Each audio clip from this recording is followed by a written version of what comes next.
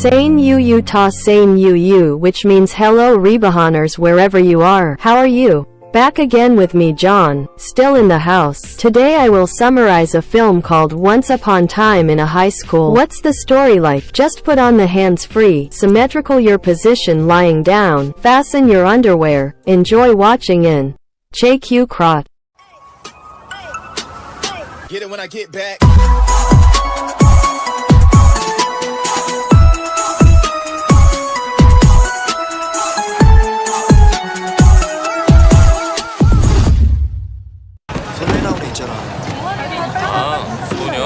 Berlatar di negara Korea, kisah akan berfokus pada satu sekolah yang menerapkan sistem militer yang tegas, keras, dan lugas, yang mana para guru diperbolehkan untuk main fisik seperti menampar, melempar, memukul, dan lain-lainnya apabila ada murid yang bader alias susah diatur.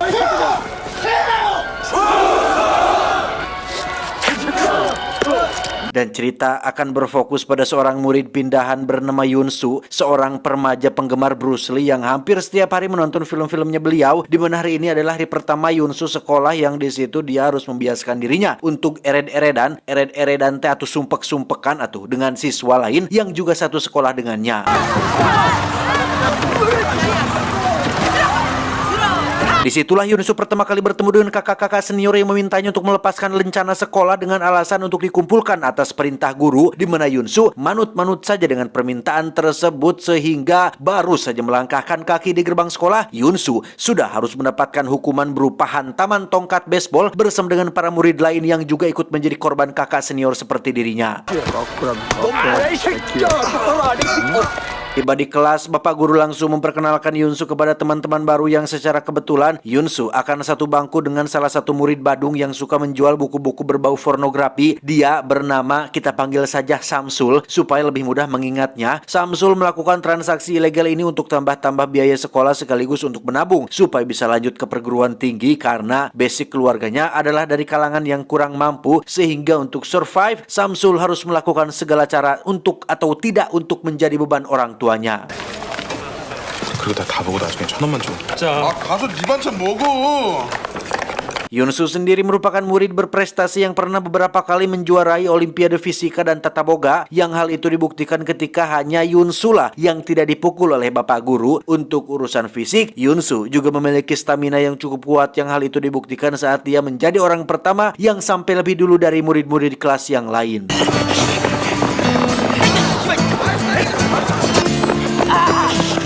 Singkat cerita, hari Jumsih pun tiba. Jumsih singkatan dari Jumat Bersih. Semua murid harus membersihkan kelas dan Yunsu kebetulan mendapat tugas mengepel. Yang disinilah pertama kali Yunsu bertemu dengan Jagger kelas atau preman kelas yang suka memalak murid lain. Dia bernama si penusuk, satu dari sekian banyak murid yang sudah 2 kali tidak naik kelas gara-gara nilai jeblok dan sering terlibat kasus perkelahian dan kekerasan. Sesuai julukannya, si tahadol polontong ini suka menusuk lawannya apabila sedang marah, di mana saat ini Yunsu tengah dipalak sejumlah uang oleh si penusuk ini. Namun karena Yunsu belum tahu tentang siapa dia, Samsul diminta untuk menjelaskan tentang jatah mingguan yang harus dia setorkan kepada si penusuk ini. Saat sedang pulang sekolah itulah Yunsu tak sengaja melihat seonggok siswi cantik yang sedang anteng mendengarkan musik. Entah siapa nama gadis ini, Yunsu hanya bisa mengaguminya tanpa memiliki keberanian untuk berkenalan atau hanya sekedar menyapanya sekalipun. Keesokannya di sekolah kita akan melihat si penusuk sedang bermain judi kecil-kecilan bersama dengan seorang ponakan jenderal yang tak lama muncullah sang ketua OSIS yang merupakan murid senior bernama Jong Hun yang meminta si penusuk untuk datang menemuinya di kantor guru. Tetapi Wusik ini babagusnya pun menyuruh si penusuk untuk duduk saja dan jangan ikut perintah dia, karena sebagai ketua kelas Wusik merasa punya tanggung jawab terhadap teman-teman kelasnya dan tidak ingin mereka diperintah oleh kelas lain sekalipun itu adalah senior mereka sendiri. Setelah Jong Hun pergi, si penusuk pun duduk di kursi Samsul dan mengacak-acak isi tasnya. Sebagai teman sebangku, Yunsu merasa perlu untuk menegur si penusuk untuk jangan membuka tas milik orang lain sehingga Siang harinya diadakan sidak langsung oleh Bapak Kepala Sekolah yang memang punya basic militer, di mana beliau nampak pilih kasih kepada salah satu murid yang merupakan ponakan jenderal, sedangkan yang lain diperiksa habis-habisan, terutama Samsul yang tasnya berisi penuh dengan buku bergambar saru, sehingga Yunsu yang merupakan teman sebangkunya pun ikut terkena imbasnya, yaitu dihukum langsung oleh Bapak Kepala Sekolah. Di saat bersamaan, Usik dan beberapa teman kelas yang sedang melakukan tanding basket, di mana salah satu anggotanya mengalami cedera, sehingga Yunsu yang baru tiba pun langsung diajak masuk ke dalam tim dan berhasil memenangkan pertandingan tersebut.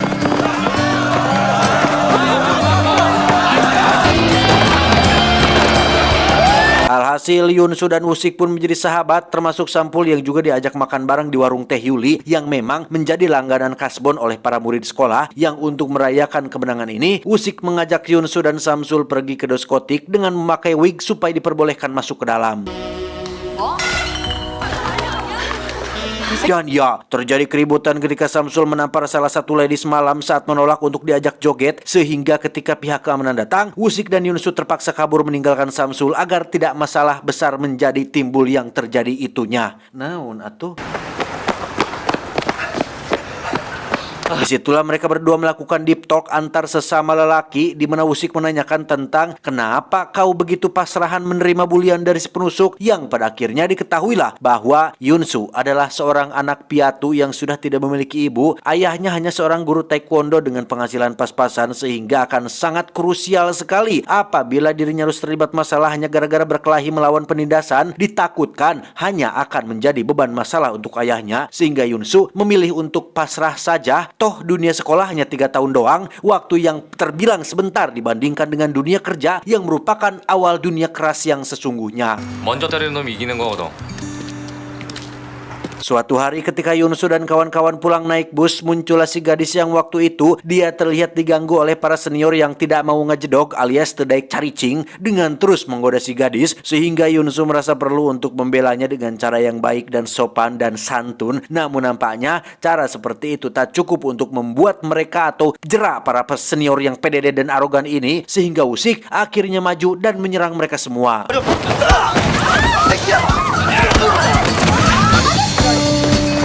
Alhasil, mereka bertiga pun dikejar sampai ke gang sempit, di mana Yunsu dan si gadis yang bernama Enja ini pun bersembunyi di balik tumpukan ronsok, yang karena Enja teriak ketakutan oleh seekor berit jarian, mereka semua pun putar badan. Namun tiba-tiba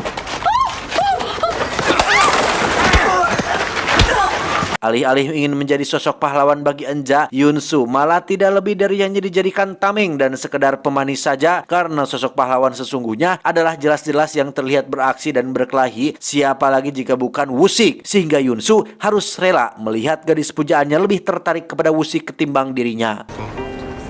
하여튼 그 새끼 여자는 존나게 밝혀. Keesokannya ketika jam makan siang, muncullah si senior yang kemarin membawa serta pasukannya, yang mana Yunsu dan Usik langsung dibawa ke kelas mereka untuk diberikan hukuman berupa pukulan di dada dan di perut, yang karena Usik sudah katalah wanian alias terkenal memiliki nyali tinggi, dia pun nekat melakukan perlawanan hingga dikeroyok oleh satu kelas senior, yang di sini Yunsu nampak resah dan bimbang antara harus membantu tapi takut kena masalah, tidak membantu takut dikira tidak setia kawan. Beruntung perkelahian segera usai setelah Usik mengambil 2 buah neon dan memecahkannya untuk membuat mereka semua takut. Namun akibatnya sang ibu harus dipanggil ke sekolah untuk meminta maaf, sehingga masalah ini tidak menjadi panjang berkat sosok orang tua Usik yang berasal dari kalangan terpandang di kotanya. 세게 질러 씨발. 야, 내 말 듣고 똑똑하다.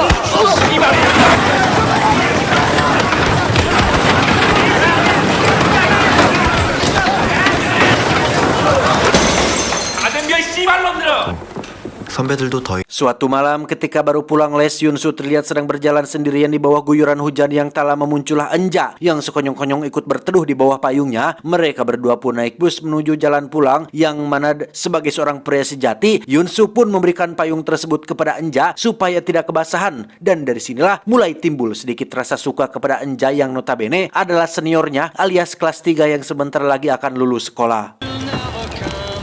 현수 씨. Esokannya di sekolah, Wusik sang ketua kelas mulai merasa risih dengan Samsul yang terus saja menjual buku-buku ilegal kepada murid lain tanpa tahu bahwa Samsul melakukan itu untuk bertahan hidup. Memang salah dan tidak bisa dibenarkan sama sekali, tetapi Wusik adalah anak orang kaya yang tidak akan pernah faham dan tahu betul betapa sulitnya mencari tambahan uang jajan dan kurangnya ekonomi keluarga saat sedang jam pelajaran berlangsung. Itulah Wusik kena apes saat dirinya ketahuan oleh Pak Guru sedang membaca buku dari Samsul yang dia dapatkan dari murid lain. Kok melarang tapi dibaca juga? Agak munafik memang si Wusik ini. Karena Pak Guru terus mendesak dan melepaskan tamparan keras, Wusik akhirnya mengambil keputusan yang sangat tidak setia kawan dengan memberitahukan bahwa Samsulah orang yang sudah menyebarkan buku ini di sekolah.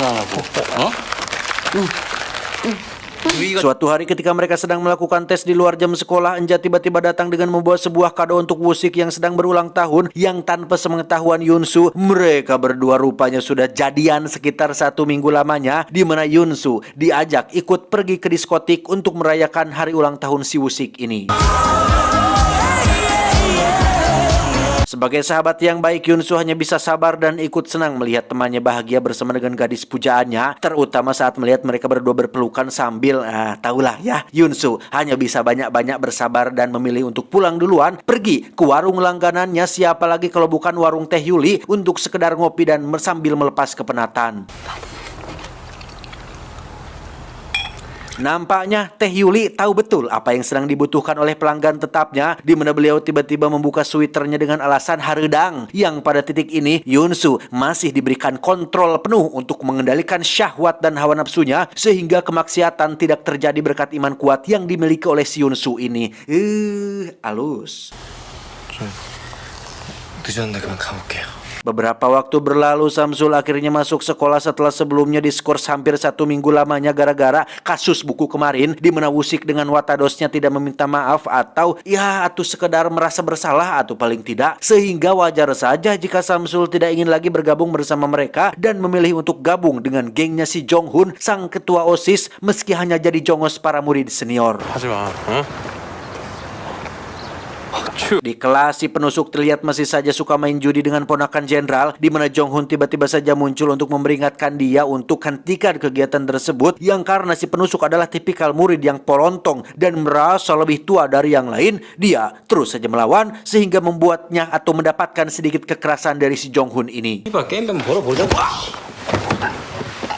Ponakan jenderal sendiri melaporkan hal ini kepada bapak kepala sekolah setelah sebelumnya sudah mengalami banyak kekalahan dari si penusuk. Padahal jika dipikir lagi, si ponakan jenderal ini kan ikut terlibat dalam perjudian yang dilakukan, ikut juga nimbrung di perjudian itu, yang ketika jam pelajaran sedang berlangsung, si penusuk terlihat baru masuk kelas setelah dipanggil oleh bapak kepala sekolah di ruangannya. Yang di sini kita akan melihat si penusuk memegangi ballpoint sambil memandangi si ponakan jenderal dengan tatapan yang penuh kemarahan, dan tiba-tiba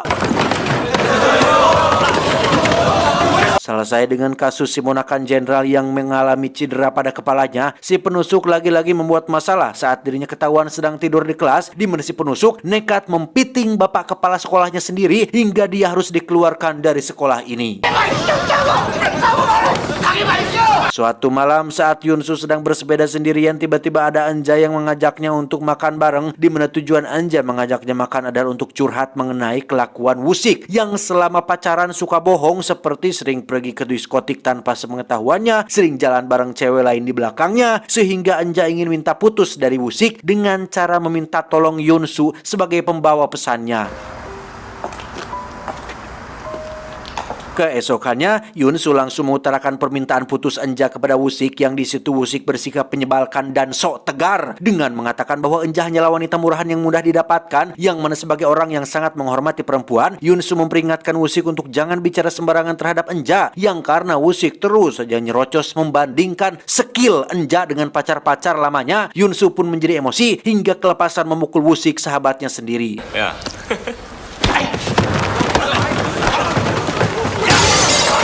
얼마?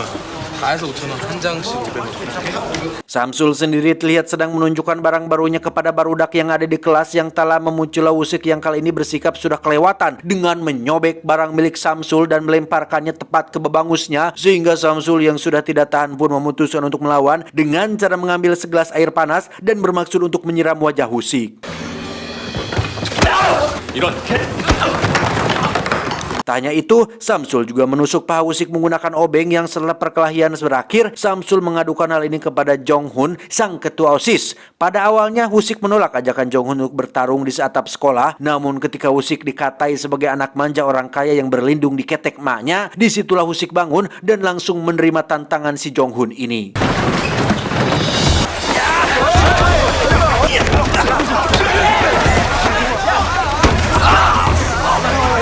Entah karena pahanya yang terluka atau karena memang Jong-hun sangat jago bertarung, Wusik harus kalah dan dibuat babak belur dalam pertarungan tersebut. Dan tebak siapa yang menang? Ya, dia adalah Yun-soo, sang kawan setia meski sering dibuat kecewa.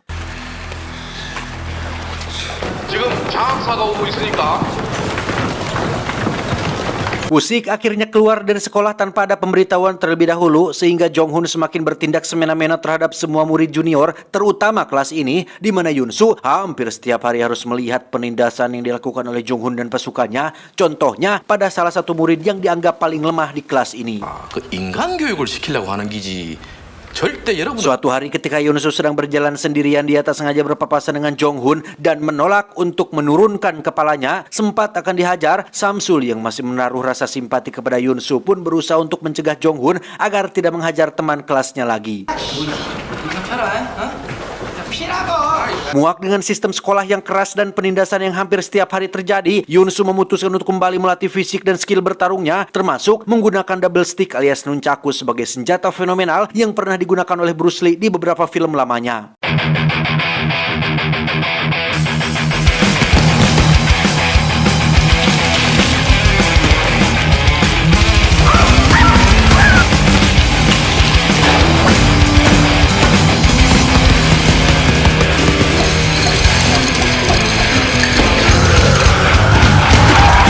Suatu hari, si murid yang selalu jadi korban penindasan pun masih sangat kesal kepada Jong-hun akibat kejadian tempo hari di mana dia ditantang untuk melemparkan minuman kepada Jong-hun untuk membuktikan nyalinya. Yang karena gengsi, si murid lemah itu pun nekat melakukannya dan langsung masuk ke dalam kelas untuk bersembunyi. Tak lama muncullah Jong-hun bersama pasukannya yang langsung mencari siapa pelaku pelemparan tadi, di mana Samsul yang merasa dekat dengan Jong-hun pun memintanya untuk pergi sambil menjelaskan bahwa pelakunya mungkin bukan dari kelas ini dan tiba-tiba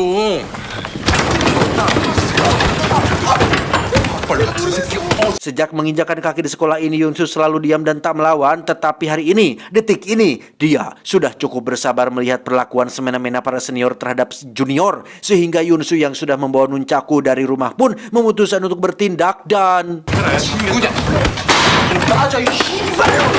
ya, semua murid benar-benar tercengang melihat Yun-soo yang selama ini selalu diam dan dianggap pecundang, tiba-tiba berani melawan Jong-hun untuk melakukan duel di atap sekolah, yang mana saat sedang dalam perjalanan menuju ke sana, Yun-soo sekonyong-konyong memukul kepala Jong-hun dari belakang hingga perkelahian pun langsung dimulai.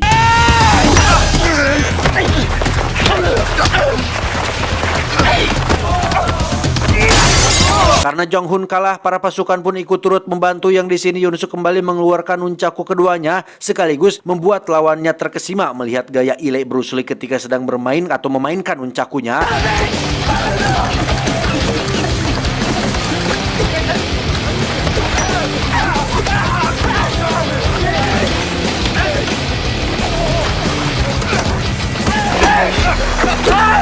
Pada akhirnya, Yun-soo berhasil mengalahkan 8 orang hanya sendirian saja, yang ketika Bapak Kepsek dan Dewan Sekolah muncul, Yun-soo yang sudah capek dan muak dengan sistem ini pun memutuskan untuk berontak dengan menghancurkan beberapa kaca jendela yang ada di sana.